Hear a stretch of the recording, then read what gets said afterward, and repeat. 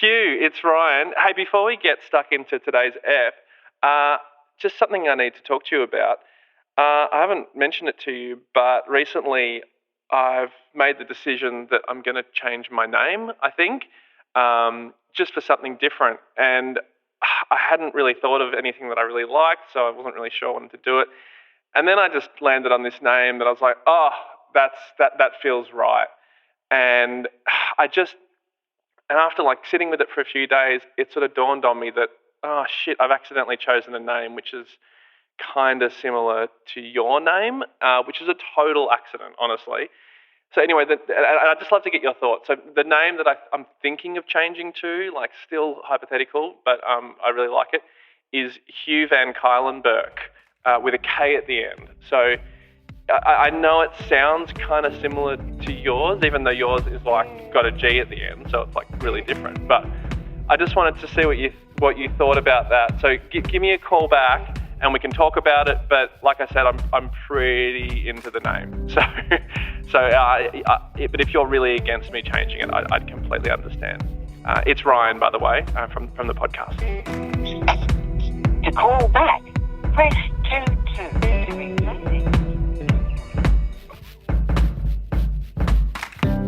We're all imperfect, and on this podcast, I'll be chatting with a variety of interesting people who are willing to make themselves vulnerable by sharing their own struggles and imperfections. Then we'll discuss the invaluable takeaways we can all apply to our own imperfect lives. I'm Hugh Van Cuylenburg from the Resilience Project. And I'm Ryan Shelton from my mum, and this is The Imperfects.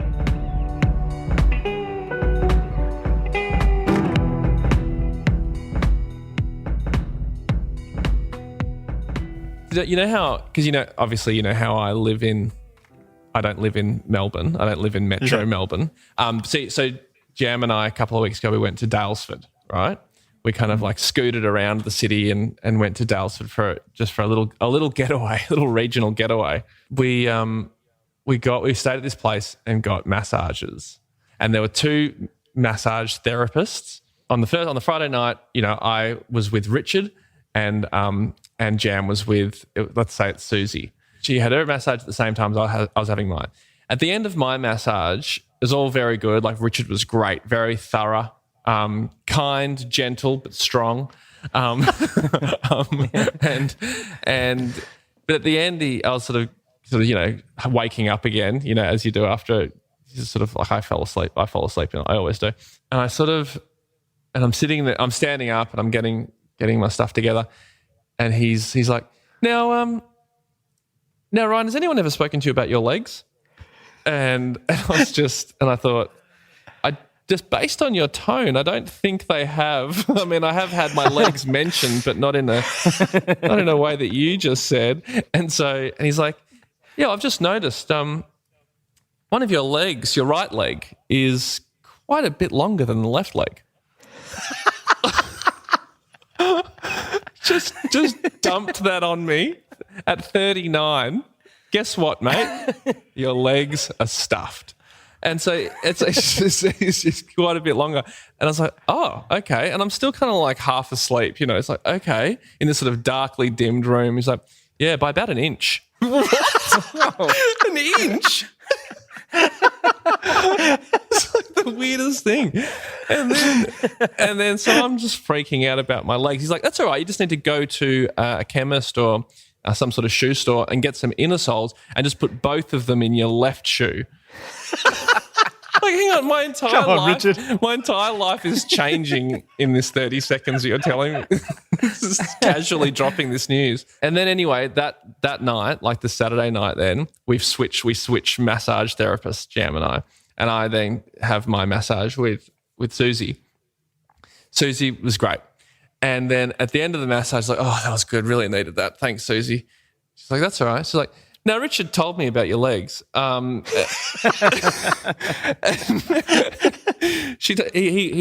mentioned that your right leg is considerably longer than your left leg.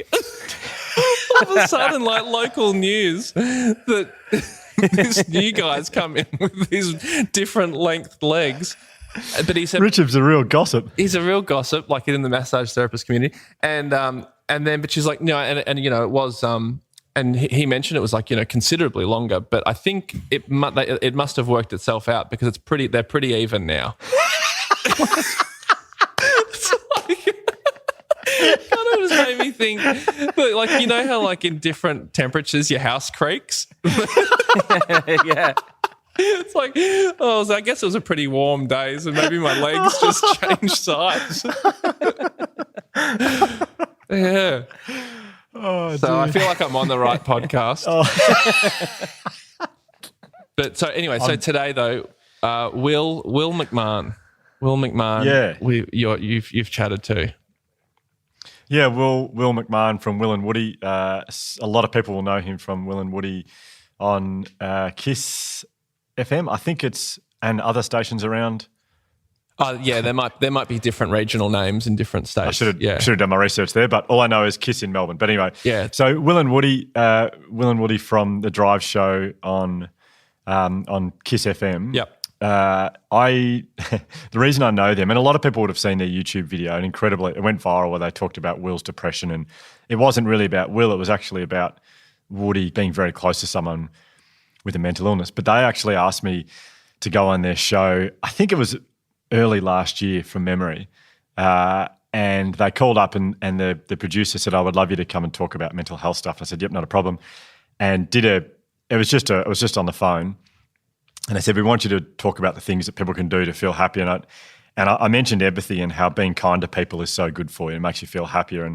And they got really excited about that. And then they were getting so excited about it on air that I said, well, you guys have so many listeners. Why don't you do like a challenge? Like, why don't you guys try and encourage 1,000 acts of kindness for the week or something? And I don't know why I said 1,000, but I just went with 1,000. They said, oh, what a great idea. And Woody got so excited, he just left the studio and went down to the local shops, Bridge Road and Richmond. And he said, I'm going to start. And I was on the phone to him and he said, I've walked into hairdresser's salon. I'll do something kind. What should I do? And I said, I don't know. And he said, and he went, ladies, I'm going to shout the salon. And then, does he know how much that's going to cost? He had no idea. Like that's kindness. That's very kind. I'm thinking there must be, I hope it's just a barber and there's just one person in there. But it was a lady. Anyway, it came out to $785. I'm surprised it's only that much. Yeah. So anyway, it set off this whole thing and they were so excited. Everyone's emailing in their acts of kindness and they got to 1,000 in 5 days and they were so excited. Wow. The producer called me on the Thursday night and said, Hugh, this has just been unbelievable. The boys have loved it. They've just had the most incredible response. They want to thank you. They want to do something I thought you were going to say, we're so excited. We want to up it to 1 million next week. We really feel confident about this tactic. She said, the boys really want to thank you and they want to do something special for you. So I said, oh, that's really nice. And she said, so can you come into the studio tomorrow so we can do the like on air? And I said, I might struggle to get in there tomorrow, but I'll just call in. And she said, no, they really need you to be there to do this thing for you. And I thought, oh gosh, that sounds interesting. And so we sort of moved my schedule around, and I was able to go in. Yeah. And all the while I'm thinking, what are they going to do? This is, I was just a bit excited about it. And I got there, and my mind's ticking over. The producer meets me out the front, and she's walking me towards the studio. She said, "Oh, I hear you're a 400-meter runner. You love your athletics." And I said, "Oh, I don't know how on earth you knew that, but yeah, I do." And she said, "Yeah, it's really interesting. Yeah, I said, how'd you know that?" She goes, "Oh, we're just talking about it at our meeting today, working out what we're going to do." And yeah, so that's good. And I went, all right, okay, thanks. And I'm going, it was like a new pair of running shoes or something.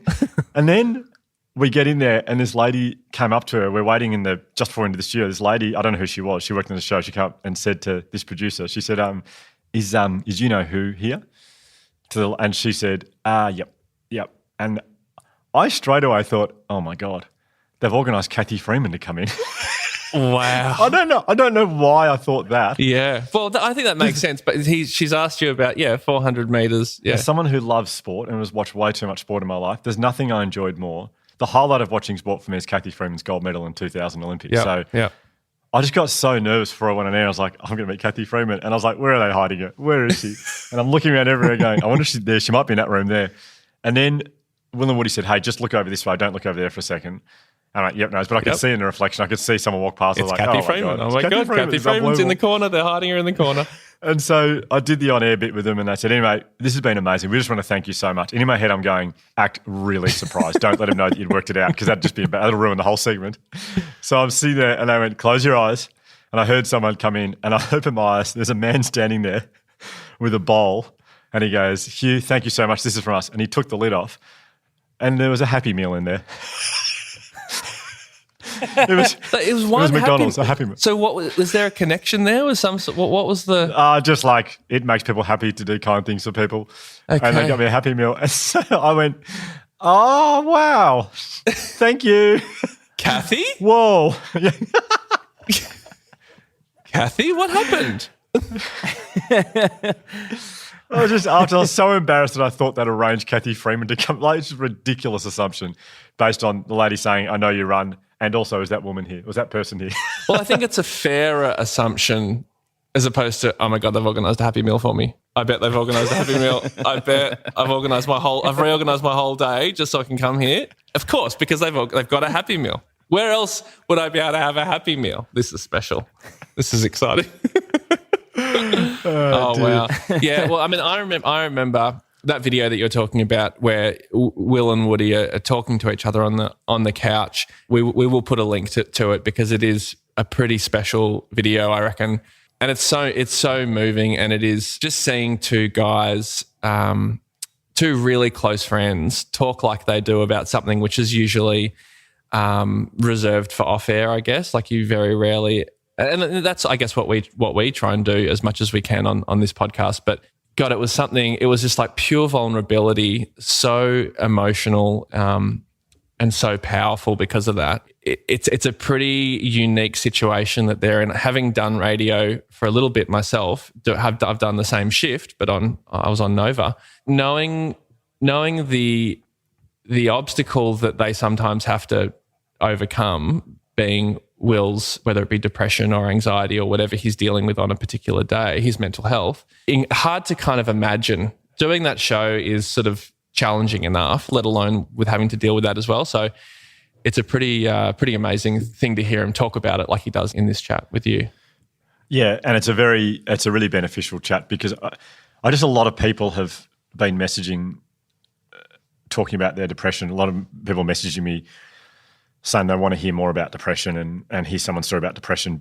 It's just so common. It is so common. And so to have Will talk about it, I think is he's very articulate and he's thought a lot about it. Like, he's quite insightful with it. So the other thing just to mention, a lot of people also message me and say, where are your show notes? You always talk about putting things in links. We actually do have one. I don't even know if you know this, Ryan. No, I do know this. I do. Oh, good. Yeah. Okay, good. Yeah. So the Resilience Project website, if you go to resilienceproject.com.au, there's a tab there, I think, that says podcasts or the Imperfects, and it's got a summary of each show, the guest, and all the notes that we've referred to in there.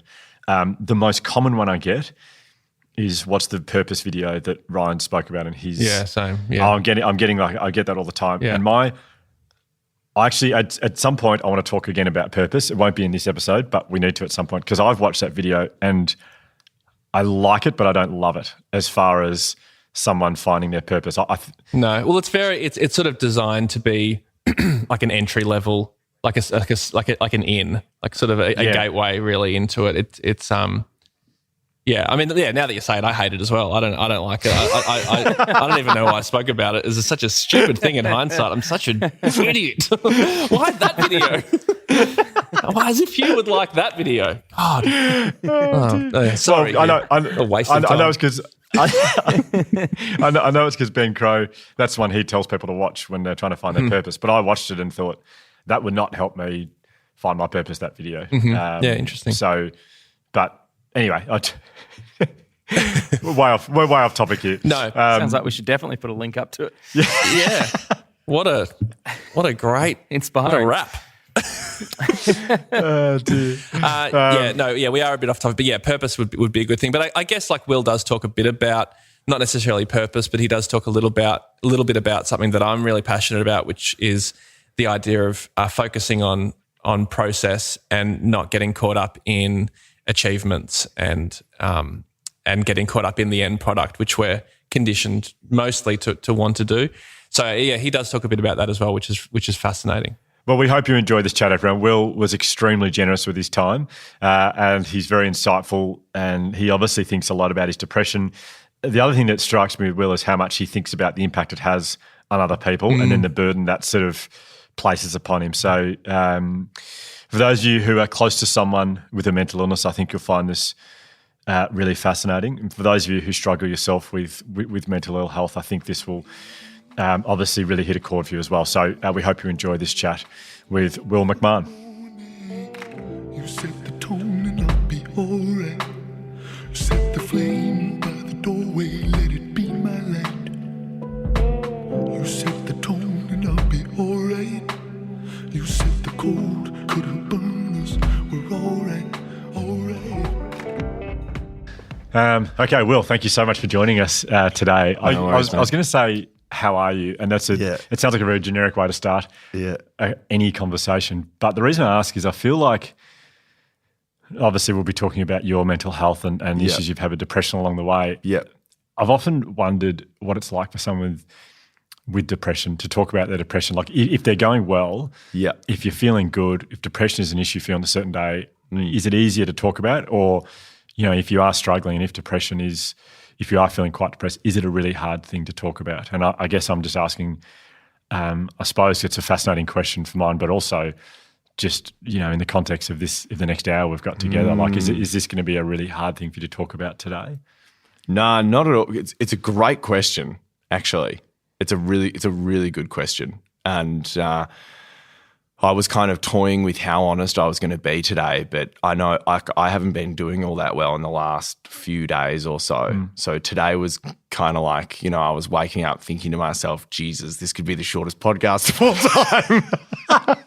Because if you got me on like Saturday over the weekend or Thursday or Friday last week, like I wasn't great at all. Yeah. And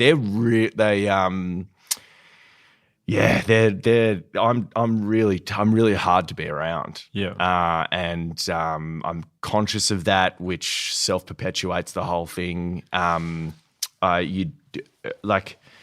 I think if anything, it's very slippery when you're in it, for me, to pinpoint exactly what it is that's going on. And I find it very hard to link things. I find it very hard to hold eye contact. I'm incredibly brittle and abrasive, and I think I always think of when you ask me that question, I always think of Stephen Fry, because I think of that documentary he made, The Secret Life of a Manic Depressive. Have you seen that? I haven't, no. It's amazing. Okay. So he paid a camera crew to follow him around when he was like, he's got bipolar. Right. He's manic depressive. So he was like, you need to follow me around everywhere, and I'm paying you. And even if you open my door, you knock on my door and I tell you to fuck off, he was like, you just keep filming. Really? It's amazing. Oh, yeah. And so they get there some days and he's just like I can't even tell you how bad he is. Like, he's morose. Like, I'm laughing because it is funny to have been there and think about, like, Woody and I laugh about this all the time. Like, I think in that video, and I think you have to laugh about it, really. It's the only way you get through. Yeah. In that video, we laugh about the fact that, in the past I've been in meeting rooms with execs and stuff and I've been feeling flat and I've like cleared the room with a comment because really? I'm just so aggressive sometimes as well. Yeah. Like, in a lot of guys, depression presents as aggressiveness and like coldness. Yeah. And I've got no sense of empathy and I've got no care for how you might respond to that because I haven't actually got the capacity to care. Yeah, right. And so I think of Stephen Fry in those moments, because there's just images of him like just smoking a cigarette next to his car, like trying to tell the cameraman to fuck off. He says it to him. He's like, mate, I'll pay you another $1,000 right now to get the camera out of here. And the other part of that documentary is obviously that he's happy and very good, the other half. And then obviously there's the manic part as well, which is arguably even worse. But I think that in answer to your question, I think of him in those moments because I try and avoid talking about it when it's going on. Yeah. For better or for worse. Yeah. And we can talk about this a little bit later if you like, but it's very much horses for courses. But the best time to talk about it for me is now, when I'm not feeling as clouded by it Yeah. because I've got perspective. I've just experienced it as well, which is really interesting as well. So I can get a lot of insight from it. I try and get as much feedback as I can. Yeah. And then, but when I'm in it, I very much, I have to strip everything back. I almost see it like the analogy I use sometimes, and like, you know, depression's such a broad word. Like, what the hell is depression anymore? I think people just sort of say that when someone's feeling a bit flat, but you can be feeling flat for a billion different reasons. Yeah. You know, I obviously heard your chat with Johan Hari and read Lost Connections myself. And for me, that was so interesting to particularly because from such a young, well, not all that young, I'd been told you're depressed. And that was it. I was like, can I ask why? Yeah. No. Yeah. That's the diagnosis. Take your pills and get out. Yeah. And that's obviously not the case. And so I think it's your brother's phone going off in the background. There's highly unprofessional. Either that or that's my doctor who told me I had depression. So I think we need to shut up. That's all right, mate. Anytime. So, yeah, now's a much better time to talk about it. I think when someone's going through it, when someone's going through any mental health condition, I'm sure any psychologist would tell you this. I know my psychology sessions were just dog shit when I was feeling like that because I'd just stare at the floor most of the time. Yeah. I'd try and get things out. Yeah. But I think you're much better to do the hard running when you're not feeling flat or anxious or whatever it is. Get all your tools and things in place. And then when the storm comes, because it will come, like it's going to come again, you at least have made a bit of a battle plan about how you're going to go through it. Really. So when did all this kind of start for you? I mean, I'm imagining hearing you on air and knowing you a little bit off air. Yeah. Like I picture you being a very extroverted, confident kid who loved performing, loved making people laugh. Am I right? And is that you as a kid?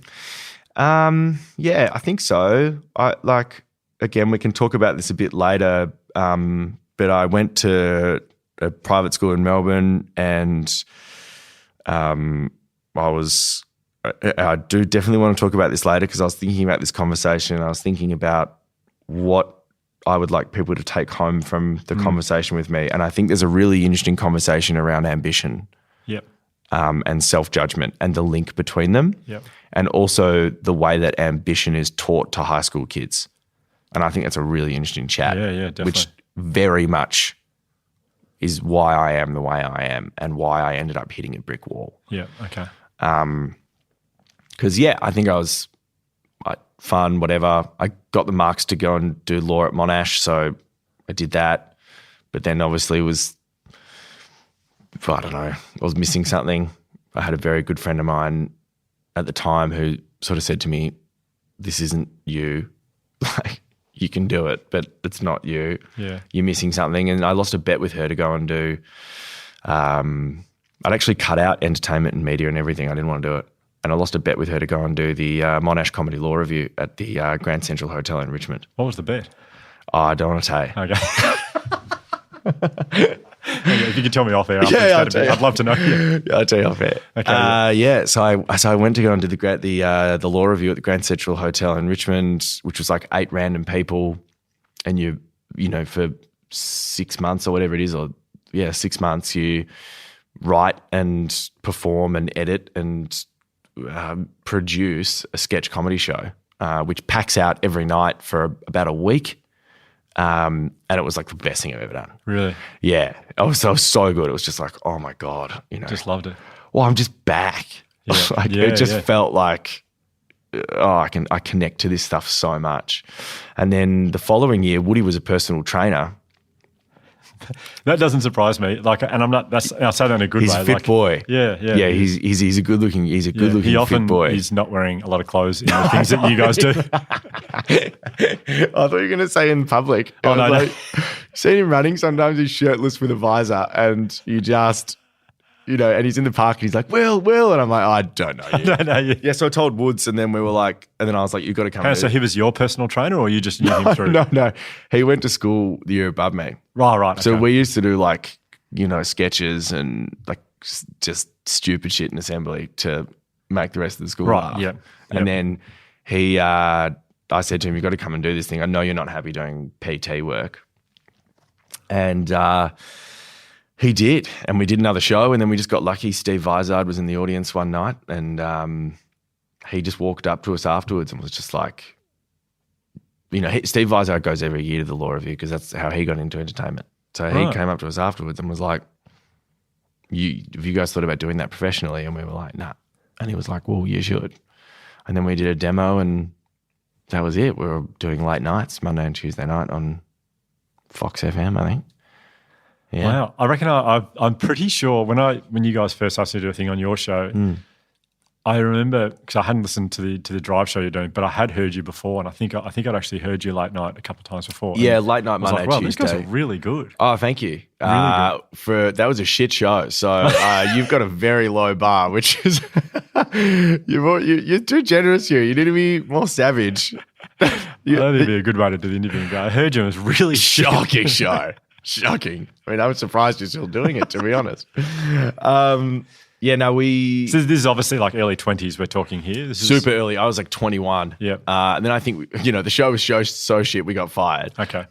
So just to confirm for you, it was a bad radio show. I then went to Italy to go and finish my degree and just study and get the hell out of here. Again, hadn't thought about radio, came back. And then, oh God, Woody was desperate for me to come back. He was like packing boxes out the back of his dad's real estate agency because he just wanted to do it. Yeah. And then we got offered the gig in Perth. So I went to Perth where we did Heidi, Will and Woody, The Breakfast Show on 92.9 with Heidi Anderson, which was just outrageous that they took us on at that age. Like we were 22, 23. I just turned 23. Heidi was 30. Like, I feel really sorry for her. Like, we were 23. We rocked up in Perth, first job, first salary. Yeah. And we got over there in the middle of the mining boom where we had like 15 or 20 people we knew from Melbourne that were over there. And every single one of us was earning way too much money for our age. And we had a whole city to explore. So we would have benders from like Friday night through Sunday night, day in, like weekend in, weekend out. Like it was outrageous. And the radio show, the radio show was so bad. Really? Oh, it got to the point where they sent over the head of the network, Craig Bruce, because they were just like, all the boys are cooked. And we're sitting in this meeting on a Tuesday, and he starts having a massive crack at me, like massive crack at me. Fair enough. Like they're, just hired us. We're obviously just pissing everything out the wall. We don't care. Having a massive crack at me, and I was just like, okay, this is pretty intense. Like, I think, he means it. And then anyway, just to punctuate his point about the fact that we're obviously mentally fragile and just out hitting it hard every weekend, Woody bursts into tears in the meeting room. Did he? In front of him. Oh my gosh. And he says to him, he goes, stay away from Will. Really? Leave Will alone, like the leave Brittany alone guy. Like, and Craig almost just looked at us and was just like, case in point, boys. Like, I don't need to say anything for you. Get your shit together. Stop having monster weekends. Like, we look back, we laugh about it now, but we took the piss for a long time there. Yeah. And how long were you in Perth for? 4 years. Yeah. But that's when all this stuff started, because once I kind of got that out of my system, what was I doing there? Quarter life crisis sort of thing. And my ambition model, which had been so heavily furnished from, you go to a private school and it's just like, they don't just teach you stuff. They teach you how to set a goal and to achieve and to nail things. And, like the honor boards are just littered with people's names who have done well. And if you're not on there, then you're not doing well. And, that was just so heavily screwed in my mind. And I looked at my life and I think that just blew up for me. And I remember vividly sitting in an audio booth one day and just crying my eyes out after the show, not having any idea what was going on or why I was so upset. And my boss, then Todd Campbell, who's now a radio exec in New Zealand, I'm sure he won't mind me saying he was like a father figure to us over there. But he has mental health issues himself, and he walked into the room and he was like, mate, "You coming with me?" And I was like, "What?" And he's like, "You coming with me?" And I was like, "Where?" And he was like, "I'm going to go and buy you lunch," which was code for, "I'm taking you to the doctor's office or to the doctor's." Yeah. So he essentially just frog marched me out of the building in Subiaco all the way down to the doctor's. And we got to the doctor's and I was like, "What am I doing here?" And he was like, "You're going to go in there and you're going to go and tell them that you're depressed." And I was like, "Am I?" And he was like, "Yeah." And I was like, "Okay." And I went in there and I told this woman I was depressed and she was like, "Cool. Here are your pills." She gave me a pack of antidepressants. "See you later." And that was it. Oh my gosh. What a brutal way to. Yeah. Was there was there more of a discussion on that? Like, did she talk you through your symptoms and Kind of. But and did it make sense to you when? yeah, like it was a nice get out of jail free card for me. Right. That's for sure. Because Okay. I was like, all right, sweet. I'm not just a miserable prick. I've actually got some. So it was almost a relief a little bit. Little bit. And did you know much about depression at that point? Nothing. Okay. Like you'd heard the word but hadn't really. Yeah, and I think Toddy was trying to help me out. Like he was just like, "You need someone to medically look at you." Yeah. And then I went on these antidepressants and they were just awful. And I was just like muted. Everything felt a bit dull. Yeah. Like I didn't have any libido. Yeah. Like I just felt rank. So I got rid of them. And then I went and saw another GP and she was like, "Right, that's absolutely wild that you had a 10-minute conversation and got yourself antidepressants. Like that's extraordinary. Yeah. Here's a number for psychologists. Let's start there and actually see what you've got. And then we can talk about giving you something if you need to." Okay. And then I went through about 4 psychologists because nobody could really tell me what was going on. And I got very frustrated with it. And then I met a woman called Claire Lawson in Perth who's like absolute godsend. She's an amazing woman who A psychologist? Or? Yeah. Yeah. Yeah. who handed me over about a month's worth of reading in the first session. And she was just like, "Here's everything you're going to ask me. I know you're going to ask me and I know you're going to want to know why. It's all there. You can go away. You can read about it when you're done. Book another appointment. You can come back and we can talk about it." Wow. Yeah. Like what kind of stuff were you reading? What was it? I was what they qualify as a schema, which means that you build up certain dependencies and personality disorders based on things that have sort of happened to you between the age of 2 and 6, as I understand it. Yeah, so things like dependency, fear of abandonment, that sort of stuff. Very vivid for me. Gosh. Yeah. Are you still in touch with this lady? Yeah. I still, if I need to speak to a psychologist, I call her. Right. Okay. She's amazing. She's a wonderful, wonderful, wonderful woman. Yeah. And she just knows me inside out. Yeah. So, Will, I'm really interested in your friendship, I suppose, with Woody, because I feel like it's you in that video I did on YouTube, you just modelled like how healthy and powerful like my relationships can be. Yeah. So, do you remember first meeting Woody? Oh, that's a good question. So Woody was a year above me at school. Okay. And he, in year 12 at the school I went to, I can say where I went to school. I don't like talking about it a lot for lots of reasons, which I think we're going to talk about shortly. Yeah. But I went to Scotch College in Melbourne, and they've got this really weird tradition where the school captain stays back a year Right. to be the school captain. Yeah. It's like a job. Yeah. And I was a prefect in year 12, and I'm not just saying that to Congratulations, mate. resume. Well done. Thanks very Congratulations. It's fantastic. What a moment. And we had this really weird setup where the prefect room was next to the school captain's office. School captain had an office. God. Now, Woody's kind of like renowned as like the worst school captain ever because I think he watched Gladiator like 300 plus times that year. He also crashed his car into the music school. He missed the school photo, like the works. And I didn't really know him all that well, but because we were next to each other and he has to do all these talks and stuff for assembly, he would always be looking for somebody to bounce ideas off. And then all of a sudden we were effectively just doing sketches in front of assembly. Right. So like he'd do these big talks and like we'd be in dress ups and like putting voices on and like it was like, for two guys who loved performance, all of a sudden you had a crowd of like 1,000 boys. Yeah. So it was just amazing. Yeah. So we just like, I think when you work get with someone who's like so creatively in tune with you. For people that love making things, that's like intoxicating. Yeah. It's just like this elixir that you just can't get enough of. I heard in your interview with Ryan actually exactly what he was talking about with that Hamish and Andy thing. It's just undeniable. Yeah. Just look at it and it's just like, wow, that's working. Yeah. And we were the same. It just combusted. Yeah. And yeah, so that's kind of how we met. And then after school, we went our separate ways. And then, as I said, we sort of came back to doing the law review together at uni. And did you have you had that chemistry? Yeah. Was it like the chemistry in your friendship as well? Like the way you spoke to each other? Or, because I mean, you hear it now and you're very, very vulnerable and open with each other. But was that always there? No, that's a really good question. That's something that definitely developed. Okay. So the creative thing, the fun thing, the gag thing was there. And I think,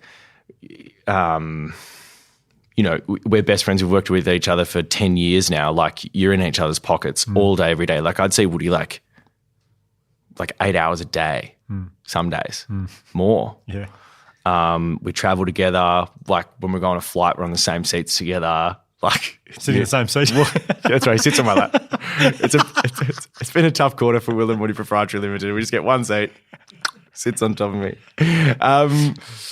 Yeah. So that went on, but certainly I think in Perth there was obviously stuff that I really needed to address, and it was inescapable. Like he's in the firing line. And so you feel like you had no choice, but you had to talk to him about your depression. Like, do you remember first telling him, or? Yes. Oh, had to. And did he know? Did he already know? Or? No, I don't think so. I don't think I think back then, I think we're getting better at talking about things, and I'm really scared to put a label on something as depression because I just think like the spectrum's enormous there. Yeah, like what is depression? I think it's a label to say someone's been feeling flat for a significant period of time, but what is the reason for that? Yeah. And anyway, I had to explain what was going on because we got to make entertainment together. Yeah. And I'm opposite him and I can't engage. And if you see me when I'm depressed, I can't look at people. I'm like, I can't it's really different me. Yeah. Okay. So we had to talk about it. Okay. So I'm fascinated with how, because I always do in my talks, I say to people, you've got to reach out to your friends, tell them what you're going through. And then often the common question I get is, but how? Do I just call them? Do I say, I just want to talk to you about something? And this is a really hard thing for men to do a lot of the time, to say, I'd like to chat to you about something, which is going to be very hard for me to talk about. Yeah. Like, did you go out for a beer, or do you actually remember how it happened? No, I don't remember. If you've ever met Woody, you would know that his primary concern at all times is making people around him not feel uncomfortable. Right. That's Yeah. MO number one. Yeah. So that's why it's just gags aplenty. That's why he's always the butt of the joke. It's just never ever let anyone feel awkward. Yeah. So that's probably why it doesn't stand out to me, because I probably would have said it to him and then he would have been He was a good audience for it.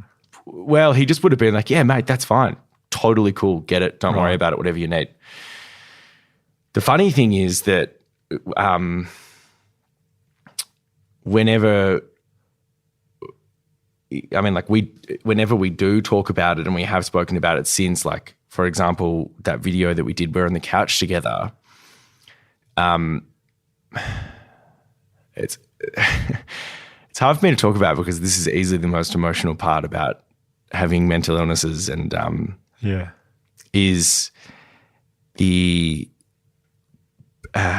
burden that it creates, and the level that I see in him, how hard that must be, and I think about sometimes I feel awful, I go to work and I'll leave work and I think about how I've been that day, and this is an incredibly self-destructive path, and it kind of just feeds the monster that is self-judgment, but I can't help but feel bad for how upsetting that must be for other people, and particularly him.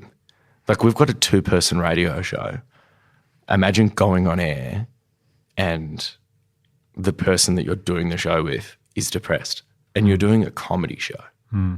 Like, you know, some days I tap out, some days I carry on, and that's a big burden. And so, no, I don't remember the first time that we spoke about it,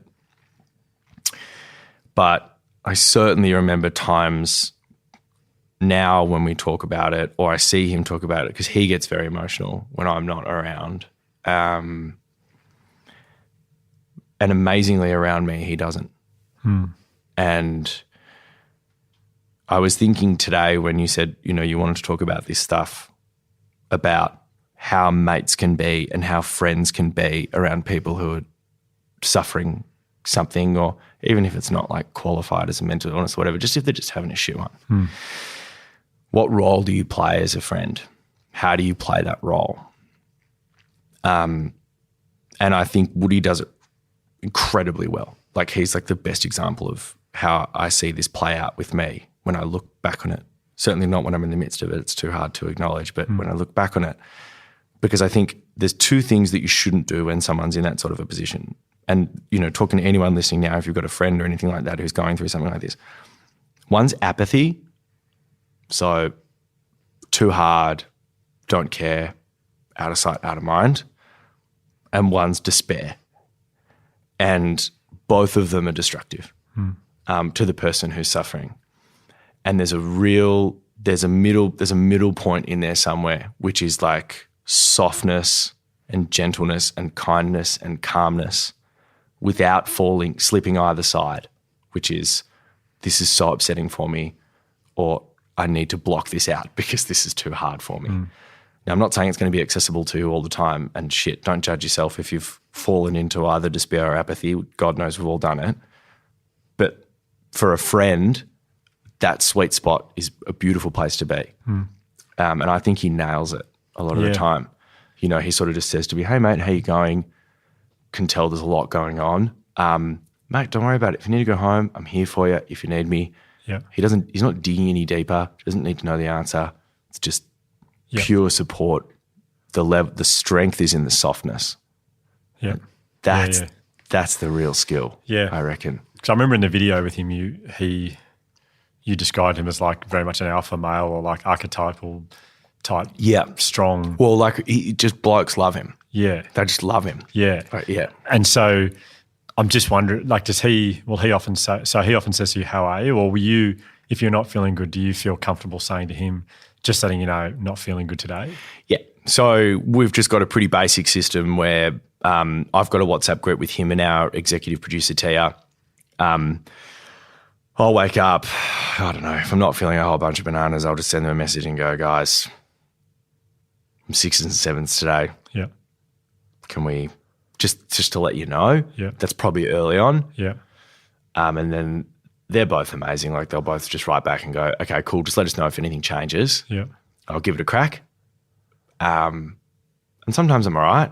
But if I'm not all right, then at least I've let them know. Well, this probably ties into the expectation thing with school, but and your experience at school potentially. But why do you think it is traditionally very hard for men to really open up and talk about what they're going through? Like, as guys, there's so much which we internalize, and, you know, like, sure, we read a lot, we learn a lot, and we try and like figure these things out ourselves because it's perceived, I should say, as weakness if we talk about it.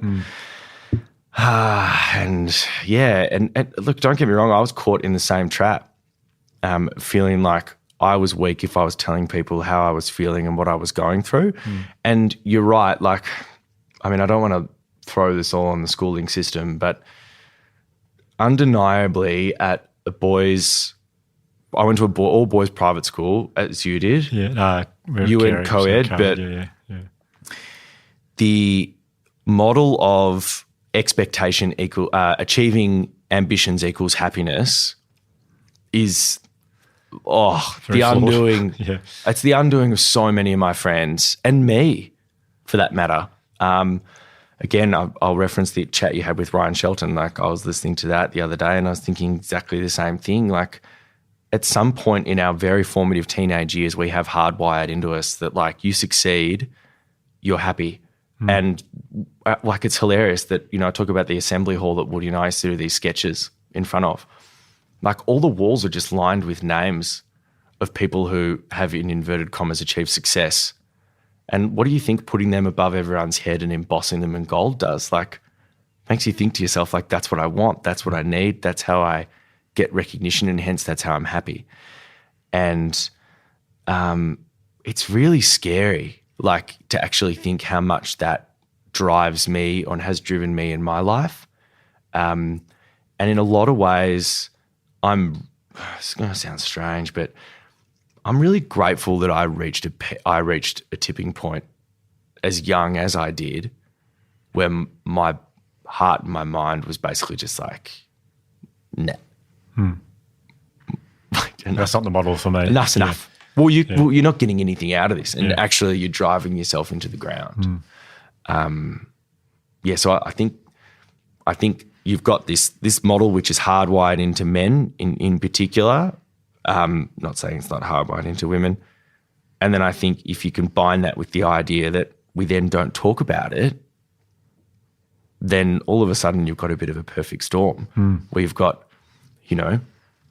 4 billion individuals just trying to achieve, to prove to everyone that they're okay, and at the same time trying to find happiness in it.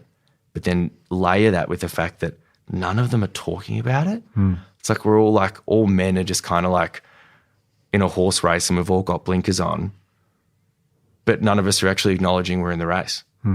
Like, 'cause you just need like one horse to stop and turn around and go, guys, what the fuck are we doing? Like, is anybody enjoying going for the line right now?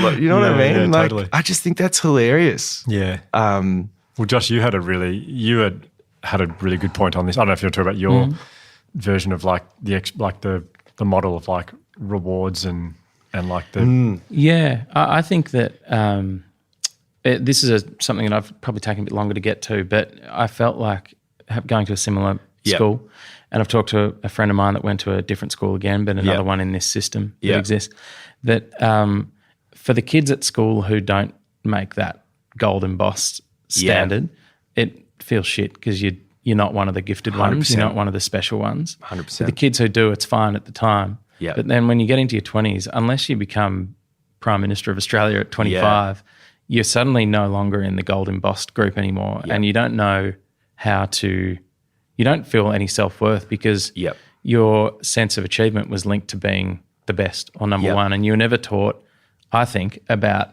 the process, that it's about the process of doing things, and it's about the journey of being in a team. It's about it's not about that end reward. Yeah, that's a great point.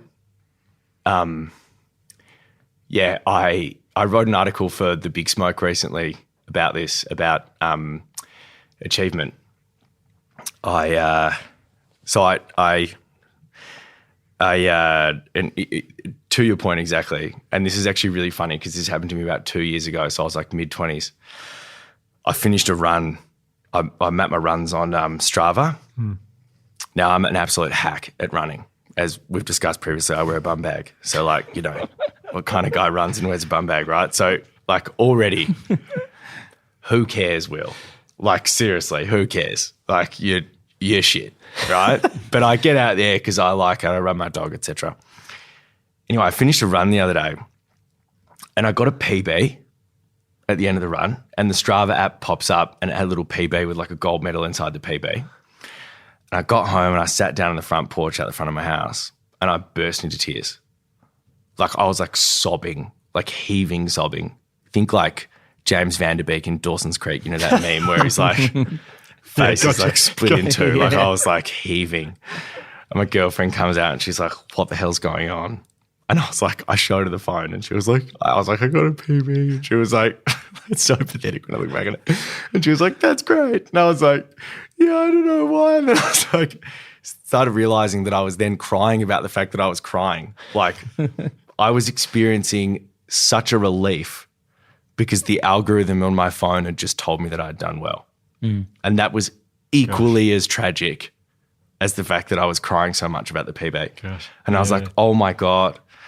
And it made me think about the fact that, exactly what you're talking about. The level of intoxicating relief that I need because I need to be told that I've done a good job is scary. And wherever that came in, whether I'm sure like my obviously how I grew up, my parenting had a lot to do with that, and then school as well. My dad was always just like, work as hard as you can, and like, God bless him, like he did the best that he possibly could in that scenario, but that's very much hardwired into me. And then I wrote about what I find really interesting, and I can tie this back into radio a little bit. There's a guy, do you guys know the footballer Xavi? He used to play for Barcelona. No. He was brilliant. He was like amazing midfielder. Like he was like part of their best team ever sort of thing. He once said about football that, or soccer, he once said that in football the result is an imposter. And like, it's an easy thing for a guy to say who won a lot more than he lost. Yeah. Like they won a lot, but he used to say the result is an imposter. And that got me thinking about my runs a lot, and then my life a lot, and then consequently my radio career a lot as well. Because where I got to in radio, we spoke about the time that I was in that voice booth and I was crying and thinking about how upset I was. That was very much a result of the fact that the result was not an imposter. The result was the only thing that mattered to me. Yeah. And then it got me thinking about when I used to go and watch Hamish and Andy do radio, like when Woody and I were learning how to do radio, we used to go and take a 6-pack on a Friday because we used to like do the weekends and they'd do the drive show. We used to go and watch them. Well, like in the studio? Yeah. Really? On the couch outside, and they'd be in the studio.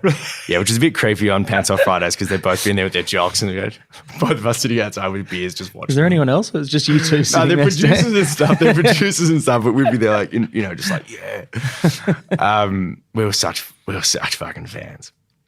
And I remember one of the first things that really struck me about the show was that they never stopped watching each other. Like they never looked... Like, sure, like they'd look outside for producer direction and stuff occasionally, but like the fulfillment was in their eyes. It was in what they were getting out of the interactions with each other, what they were getting out of the other person's interaction. And the result was an imposter in the same way that anything, now I think like, and it's a hard thing to hold on to, don't get me wrong, I still slip into the achievement model all the time, but fulfillment through process, which is what you're talking about, Josh, I think is endlessly more, enjoyable than anything else, which is as hollow as an achievement-based model. But we're never taught that, as to Josh's point. It's never... Ever. It's about getting things on your blazer. It's about... Oh, you're right. And even like think about the blazer, like that's hilarious, It's Hugh. ridiculous. It's Like that you wear badges about how good you are. Yeah, totally. And there are some people who they're more colourful depending on how good you are. Yeah, and there are some people who, like at school, for example, are really amazing at art. There was nothing to put on the blazer to say, I'm good at art. It was like, you're good at sport, music, that's it. Like, That's all there's you no other got. way. Like I remember on Fridays when I was in year 10, 11, 12, Yeah. playing first cricket and first football, you got to Yeah. wear a different colour shirt. So everyone knew Oh, you that's were like, right. so we'd walk around in a white shirt and everyone would go, That's oh my God, right. that guy plays football or cricket. That's right. And I was so proud. I was like, I'm wearing a different colour shirt to everyone. Because- So yeah. I must be better Yeah. than everyone. Isn't it And ridiculous? take it as someone who was an absolute hack at sport at school. I used to look at those people and feel like I just wasn't a part of things. Yeah. Like it's just- at all. Like I wasn't worthwhile at all. Like what was I doing? Actually, speaking of colours, I remember being relieved when I found out you could get drama colours on your blazer. Yeah. Because I was like, fuck yeah, well, at least I I got can get something. something. Yeah, you get something. It's just, Yeah, it's so weird. yeah. It's a Just the more I think terrible about it. thing. Can I ask a quick question? Yeah, man. When did you start feeling like things weren't okay for you?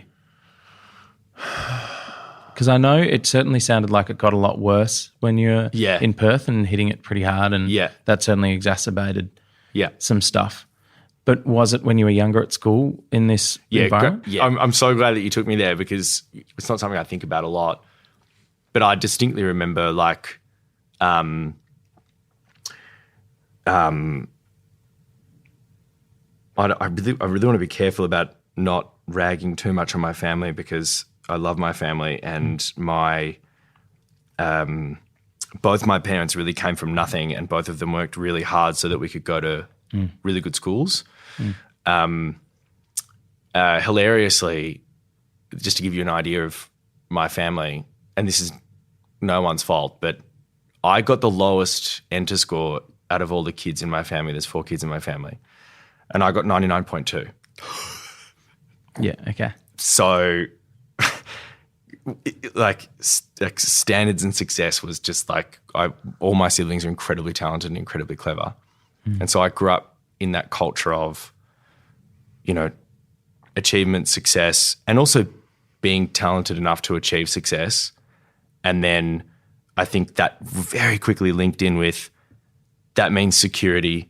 That means you can look after your own family. I mean, that's where it comes from. It comes from a beautiful place. It comes from you want to be able to, you know, look after your family, etc. And I remember being at school and I think I was in about year 8 or year 9. And I remember crying at my desk one afternoon because I was just thinking to myself like, yeah, it didn't feel like there was a lot more to life than what school was compounding into me, which was this is how you do well. And I think release for me was my siblings playing, friends, and richness in like watching movies and goofing around and stuff. But if you think about it, the majority of your life at a private school is what you play sport to win on the weekend. You're in a classroom competing against everyone every day. Pretty hard to escape how it's geared, isn't it? Yeah, So and it's that's like- a hell of a lot of pressure as a year 8 to put on yourself. Yeah. Again, I don't blame that on my parents. I don't blame that on my school. I blame it on, you know, like everything. I don't think it's anyone's fault. I just think it's the conditions in which I was. Society. Yeah. So So you I was going to say about then. I remember feeling periods or days of deep disconnect, which I can feel similarities with now. Which I don't like to call depression. I mean, it's a nice, easy word for the podcast and people to catch on to. But I think it's what I like to think about where my brain goes is my brain goes into like a power saver mode. Yeah. Where essentially it just goes, enough. My old psyche used to say to me, you will never not find a metric by which to judge yourself. And that's why I got sometimes, like, I love Strava, helps me, you know, when I run my 5-minute 30K PBs. But like, but sometimes I just need to turn it off for a week or two. Sometimes I won't look at radio ratings. Yeah. Just to try and get back to exactly what you're talking about, Josh, that process over goal. Yeah. It's looking at Woody like, you know, Andy would look at Hamish or whatever rather than the ratings, I guess. Why are we doing this? Yeah. We're doing it because we enjoy having fun together. Everything else needs to be a byproduct of that rather than what we're aiming for. I'm trying to think if there's anything else. I mean, there's lots more I want to know, but I don't know if there's anything else we need to know. Yeah. That's good. Yeah. That's good. I'm glad. I feel like I answered everything. So good. Thank you. I love it. Thank you so much for chatting Thanks, to us mate. today. Really appreciate it. It's been a pleasure. Sorry to wind it up so abruptly, but I'm No, you got to go. It's not abrupt at all. We've been talking for ages. Thank you I've so got to much, do a radio mate. show. You Mate, do. It's You been do. a pleasure. Have a Thank great you. show. You too. Cheers. Bye. Have a great show. Have a great show. I meant today. I just said you too as well. I don't have a show today. You set the tone and I'll be alright. You set the cold that couldn't burn us. Can I be a fascination point? 'Cause you hold the feeling in the room. But you want the beat, I need the tune. Hoping the pieces they just falling. Still got your door, I found that calling. Just listening to Will talk about that. I mean, I'd already seen the video that we spoke about earlier. Like, you know, obviously saw that a while ago. But hearing him talk about it again, it just sort of reminded me of the sort of the conversations that I've had with close friends, with male friends, about something that's sort of slightly confronting or slightly. Well, actually, first of all, I should say that was just fascinating and just so interesting to hear his perspective and his experience and lots of stuff. But to jump right into it, it did make me think about that experience of being a guy talking to another guy who is a close friend, especially if you've had like a long friendship and you've had experiences. And as guys, well, traditionally, they're pretty void of like emotion or anything like that. You know, it's like, it's pretty surface level. I feel like it's more about like activities and things you've done as opposed to how you feel. And that's a very obvious statement.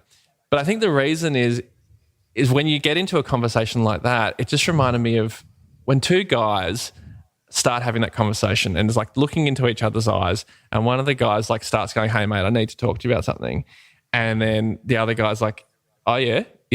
It's kind of like both guys are looking at each other going, "What the fuck are we doing, man? What's going on? Like, what is this? Like, what's that tone in your voice? Why is your voice cracking? What is?" It's like they're both like freaking out, like shit, no. And then all of a sudden you can't help it and you're in it. It's so true though. It's so true. We are.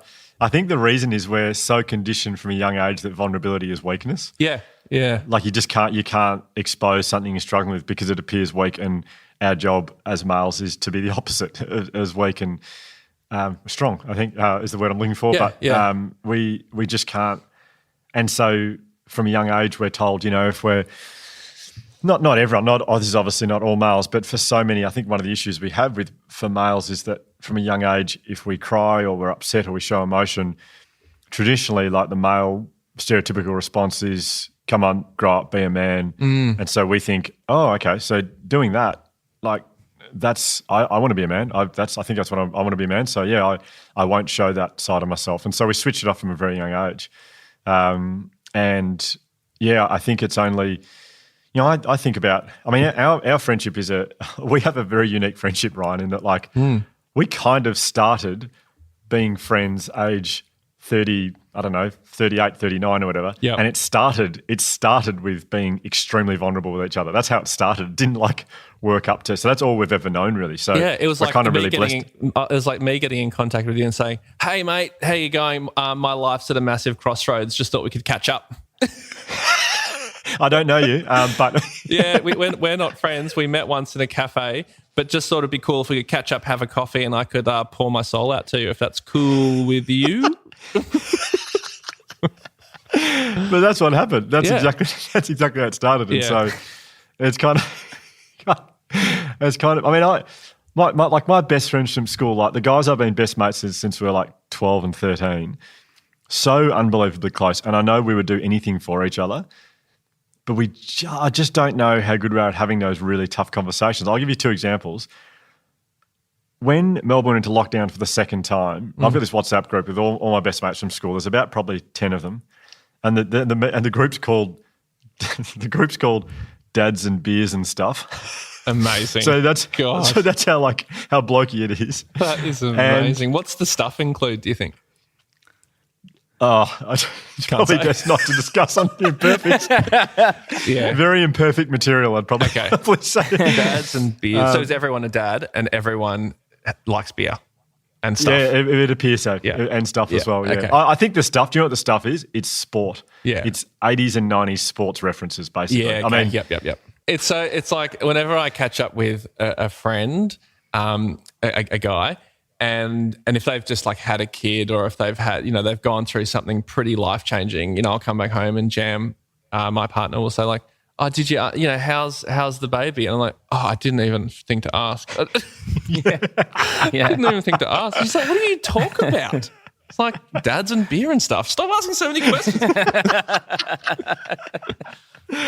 Well, I put up so the second lockdown happened and I, they're all dads and I'm thinking, gosh, this is full on. Most of them are homeschooling.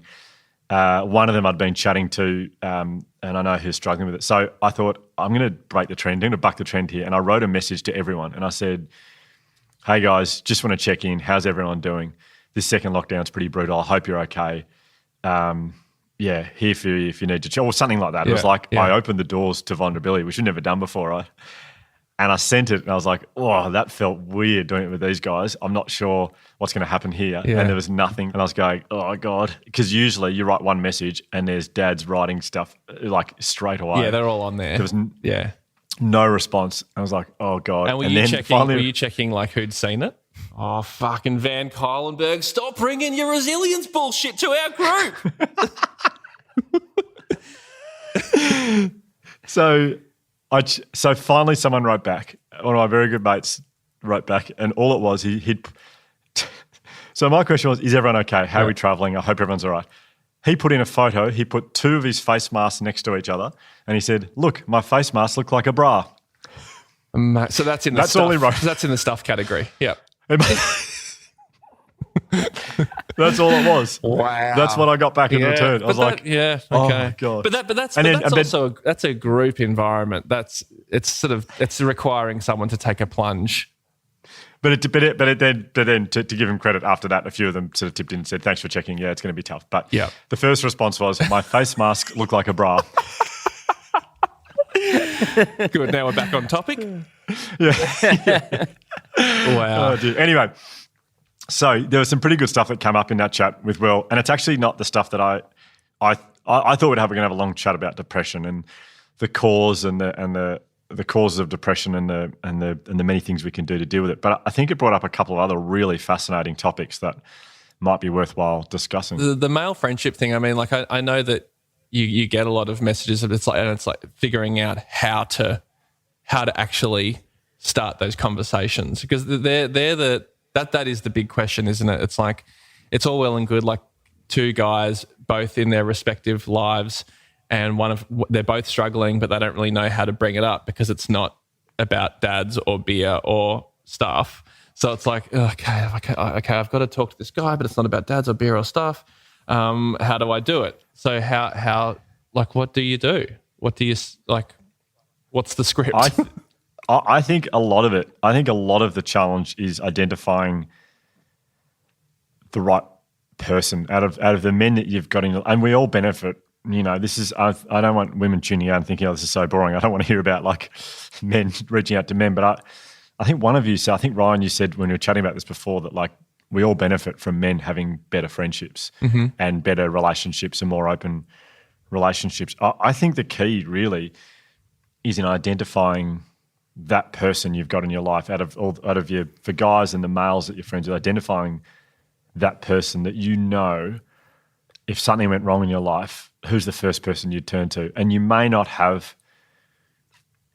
a friendship where you are traditionally very open and you're very vulnerable, you talk about it, but you know if something went down, that's the person you'd turn to for support. And we've actually, two of my mates, Dolly and Puff, with not their real names, but you don't say. Are they in the dads and beers and stuff group? They are in that group. They are in that group. Yeah. Anyway, those two have sort of, I suppose, kind of like what I was saying before, identifying two people that you know, like you just, they're there for you. Yeah. And not to say the other guys in my dads and beers and stuff group aren't there for me. We're all very close, but like with those two, I feel very comfortable just saying, hey, like just sending a message and not even beating around the bush and saying to talk about something, just going, this has just happened and I'm battling massively. And it's actually not hard for me to do that with those two. And often we'll start with a text message because it's a lot easier to text it. And then I know if I message the two of them and say, like, what's an example? We've had a really shit one at home. Like Benji's had a bit of a meltdown. We don't know what's going on. He's been particularly anxious of late or whatever. I know that one of them will call me in the next 12 hours, like when they get the chance, and just check in and just talk about it. And so for me, it's all about just identifying the people that I know I can have those conversations with. And I know how amazing they are because, like, for example, Ryan, you and I have these conversations a fair bit. And it's such a strange dynamic for us because, like, that's how it started. Yeah. And so it's so comfortable for us to do that. Like, it's so easy for us to do that. But I think for those of you who are thinking, no, I've got no men like that in my life, you just need to think hard about who that person could potentially be. Maybe you haven't done that before, but I think sending a text message is a really good way to start. It's so much easier than what you said before, like, I need to chat to you about something, or can we please talk about something I'm finding quite difficult. That's a really hard way to do it. It is. And it's also like, even just putting it into a bit more context and being fair, it's like, you know, I found myself in a position where I needed to talk to someone who would understand. And what I did was go like, well, there was that guy 2 years ago who runs the Resilience Project. That's not a huge leap for me to think that, he'll understand. Like, I kind of like, so I think like not everyone is going to be able to like speak to someone like you, who is, it was a very safe bet for me to kind of reach out to you to talk to you. Even though in an ideal world you have someone in your life that you can trust and that you can go to with something like this Is it fair to say that you can have a bit of confidence in going like, well, they're a good friend of mine, even though we've only ever spoken about dads and beer and stuff. I know that at the very least, I know that they care about me in some way. Totally. And the other thing we need to mention is why this is important. Like a lot of people might be going, why do I need to do this? Like, what's the point of even doing it? Yeah. We spoke about shame last time on last episode and how bad shame is for you. Like it causes anxiety, depression, violent behavior, all those awful things. Often the thing you want to talk to someone about is some kind of shame that you are holding. So maybe you've made a really bad mistake. Maybe you've stuffed up and you haven't told anyone because you're embarrassed about it. It's not so much the mistake that causes you the anxiety and the depression and all the struggles. It's actually the shame that you carry with it. Or maybe you are going through something like you're feeling anxious or depressed for the first time in your life, and then you feel really ashamed of that. By telling someone, the shame can't survive that situation by you giving it oxygen and talking to someone. So by talking to someone about what you're struggling with, you are sort of making sure the shame doesn't overwhelm you. Yeah. And that's why it's really important. And that's why it's so important that males are able to have these really sort of open, vulnerable conversations. Yeah. I mean, it's life-changing for you. I was just going to say also, I think for anyone who's experienced empowerment of sharing some vulnerable stuff, you realize as soon as you say it out loud to someone how ridiculous some of it sounds and how that you're telling yourself a story that no one else would be telling you. And the very act of just getting it out there. It's not like you're putting it on this person to solve the problem for you. It's just getting it out there. It can be enough of a step to sometimes nip some of the negative thoughts in the bud pretty quickly. Yeah. Yeah. Yeah. I mean, the takeaway there is for me, it's have a long, hard and think about, like if you're in a lot of trouble, in a lot of strife, who would you put the call into? Who's that person you know has got your back? Because to your point, Ryan, they are the ones that you should be having confidence in, that they will be able to step up and all we're asking for the person to do is listen, really. As Josh has said before, it's about you talking and them listening, really. They don't need to give advice and tell you, how the things to do with it. I think it's just listening, really. Yeah. I mean, when you first told me about stuff with Hamish when we caught up that time, I don't think I would have given you much advice. I think all I think I said was you need to tell Hamish this, but I kind of just listened, really.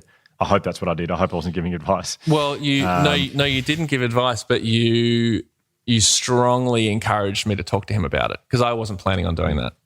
Right. Yep. Yeah. Yep. I wasn't planning on ever talking to him about it because it had become the thing where it's like, well, I guess that's just something that's just become part of the dynamic now. And it's just, you're just like, oh, well, that's just the way it is. And I just sort of came to terms with that. But you were and you encouraged me a lot, and it took maybe a year or more for me to finally actually do that. Obviously, I'm glad I did, but I really do empathize with anyone who feels like who can't talk about that stuff with someone because it does feel impossible. But it's actually, for me at least, it was much easier than I talked myself into thinking it was. I think there's a point at which, as a person, you realise that sometimes swallowing a problem and not is quite empowering because it takes control of the situation, and you teach yourself that is quite a tough thing to do, and you're being the adult and the tough person in the scenario.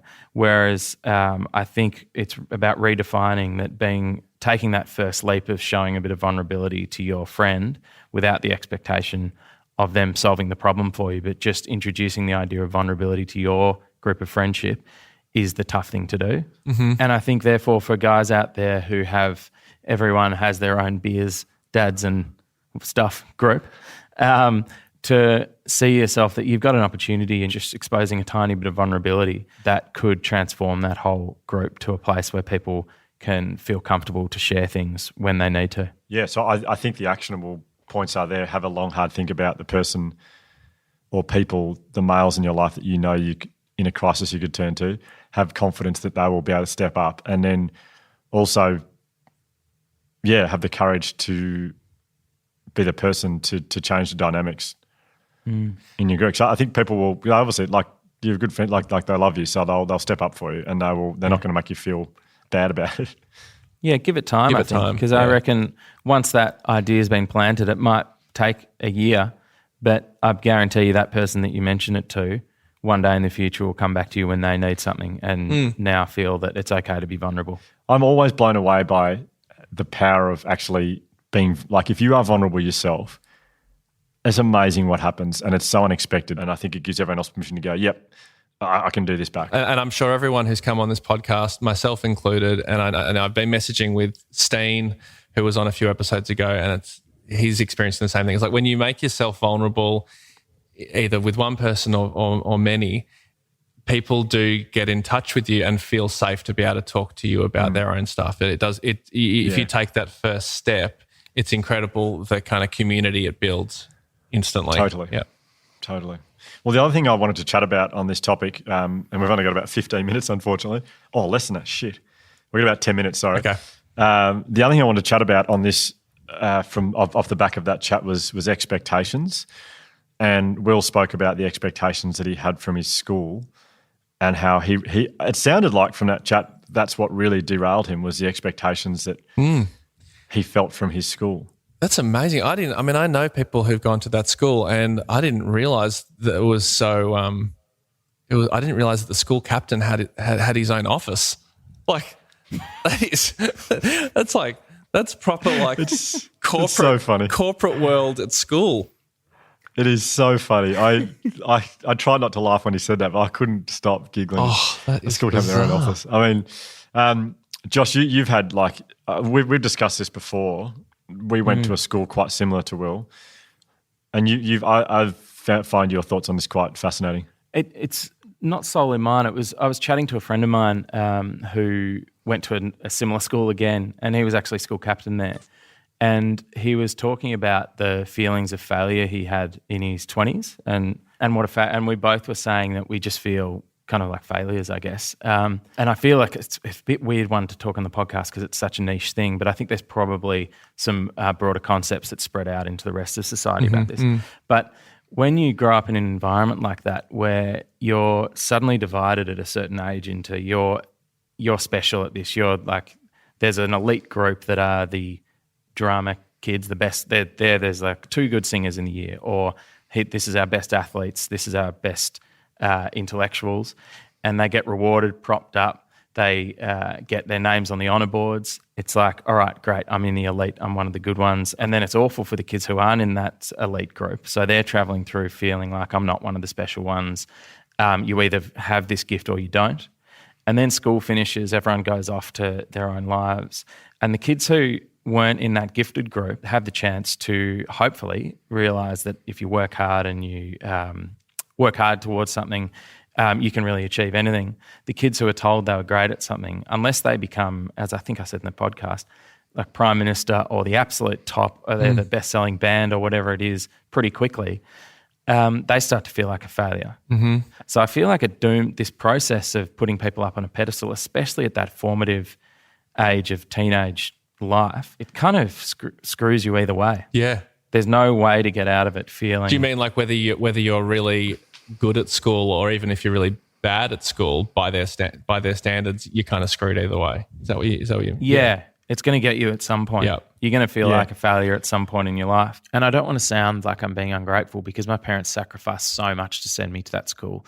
And the school, I've gotten so much out of it. And I really did love my time at school, but it's just interesting now that I think the system itself has this hangover with a lot of people that lasts for quite a long time. Well, I feel that. I feel that deeply, and I had never realised that I did until you mentioned it the other day. And I was actually chatting to my psychologist about it last week, and she said to me, "You were designed for school, like you were built for school, in that you thrived on social situations, and you were good at sport, and you were rewarded for it." My blazer pocket was just covered in like everyone, look, this guy's good at this sport and this sport and this sport, and loved it. And year 12, absolutely loved it. It was fantastic. And got awards for everything and was put on a pedestal. And then I left, and then I just felt so empty for 3 or 4, maybe even 5 years after school. I didn't know why. Oh, wow. But I just thought, I've never felt lonely. I just felt like I'm not achieving. I felt so much pressure that I should be achieving stuff. I didn't know how to achieve stuff when I was out of school. I never got awards for anything, and I just felt so flat. But then you put it the other way, the kids who are exceptional at art, there was no reward for them where we stood up in assembly and we all cheered them or did a chant for them for like being good at art, or there was no. Yeah. And I just think looking back on it, and I don't get me wrong, I loved my school so much. Like I loved my time at school, couldn't have been happier. But I just wonder if there's a better way that we can avoid the heavy expectations at places. I mean, you look at people who are frantically chasing corporate career, make more money. The more money I make, the happier I'll be, because that's the model of success that is modeled to them when they're going through school. It's not like, as Josh said in the chat with Will, it's the process that is worth celebrating and immersing yourself in, not so much the outcome. And that's what we've all, I think the three of us have probably all suffered from that at some point. Definitely. And I love that way that that Will mentioned that football player put it, the result is an imposter. It's such a great way of putting it, because I've been, I learned it through the phrase prioritize process over product in a creative sense, where like that's sort of what I've been trying to live by, where it's like, forget about the end product. Just make sure that the process is something that you enjoy, because the process is your life. The blazer pocket or the TV show that I might get or the award I might get or whatever, they're all just products that are fleeting. But the process to get there is a much bigger chunk of your life. So you got to make sure that is good. Like that's the important bit, actually. When you look back on your life, you're like, I had a good time. And that's maybe what some schools, and even if you can't relate to the school example, even a lot of family environments and family templates are based on that exact thing, where it's like it's all about accomplishments and achievements, and that is it's sort of no different in some ways depending on what your family is and what is important in your family. He also gave that example of like, it's like with guys, this is sort of separate, but I just wanted to mention, like with that, the example of, it's like all guys are in a horse race, like we're all horses with blinkers on, and it just takes one person to look around and go, what are we doing here? It's like, he mentioned blinkers, but it's like, I feel like the horse that forgot to bring the blinkers. I feel like I am looking around going, oh God, everyone's running so fast. I should just keep running. I don't even really know what I'm running to. But it's like, I guess they're all running and they're fast. I should run faster. I thought the exact same thing. I loved this analogy so much, but I felt like there was no blinkers. It's everyone looking at everyone else, and everyone's frantically getting more stressed because everyone's running faster and faster, and no one's stopping to go, hey, just a quick one. Are we happy? Like, are we happy doing this? Yeah, shut up and because we've been told to do. Yeah. Yeah. No, it's the expectation thing. It can kind of happen anywhere, but because school is such a formative time and your family is such a formative time, I don't really feel like I can talk about the idea of templates, which is what my psychologist Maria spoke to me about recently, which is the idea of when you're at home with your family, when you're growing up at home with your parents, whatever your family situation is, you unconsciously develop, this is what she explained to me, and I'll try not to butcher it. She explained to me that you develop what can be called like a template. It's essentially like it's a dynamic that is never really agreed upon verbally, but it's just sort of organically happens, which is like this template within a family where it's like, well, this is my role in the family, and my sister is like, well, that's her role in the family. She does that. She's the one who does that. I'm the one who does this. And my parents value this. So I need to behave like this to make them happy, but not to step on the feet of my sister, who's that. So you kind of develop these templates. And so that becomes just the unspoken reality of your world in that family. The problem that can arise is that when you leave home and you go and live your own life after being with your family, you meet different people and you have new experiences and you grow in your own independent way.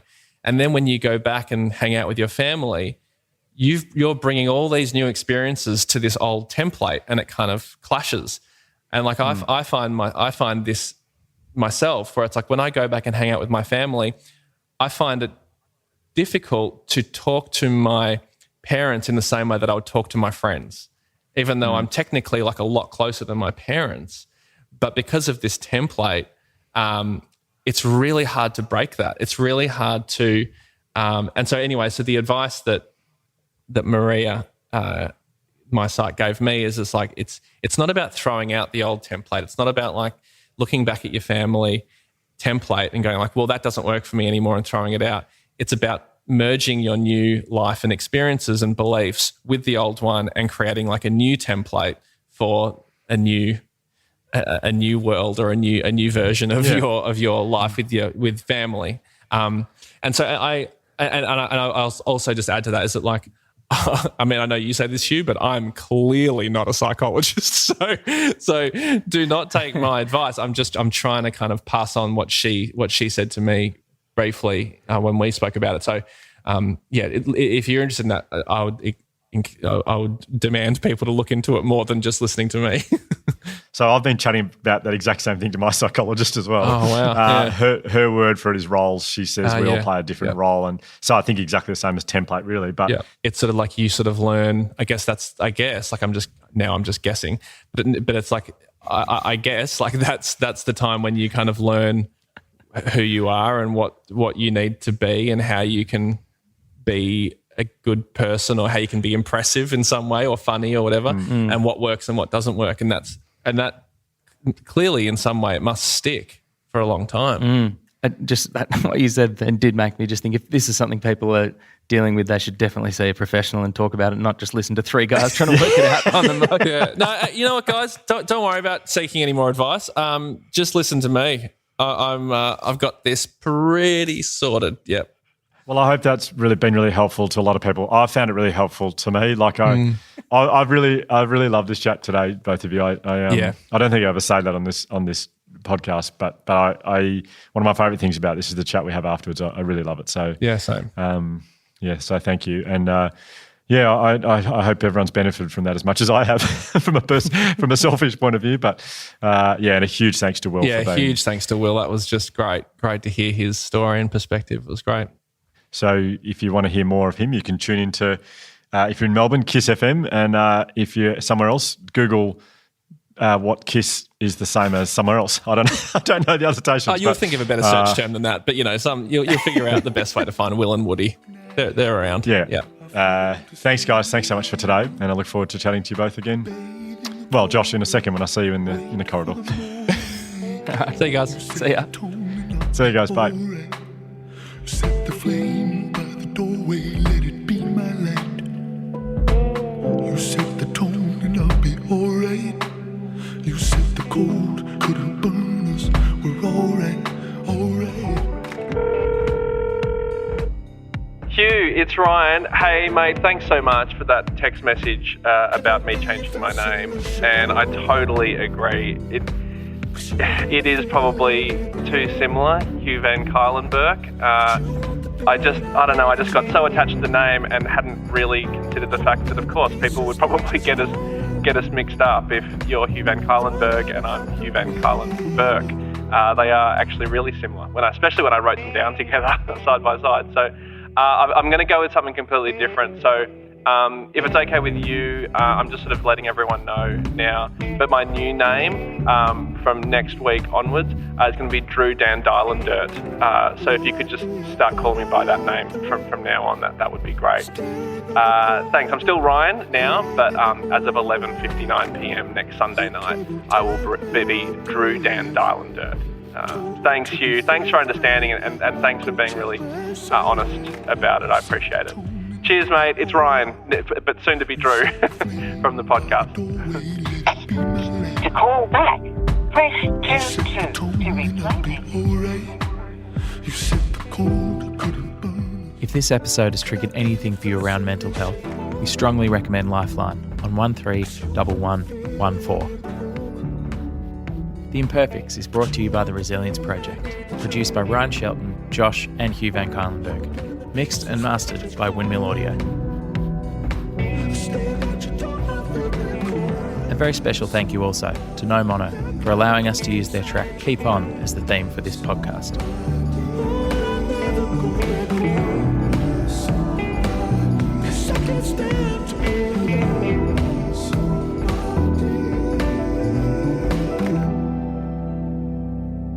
I hear the echo down the hall, like you were never there at all. Just leave me down here.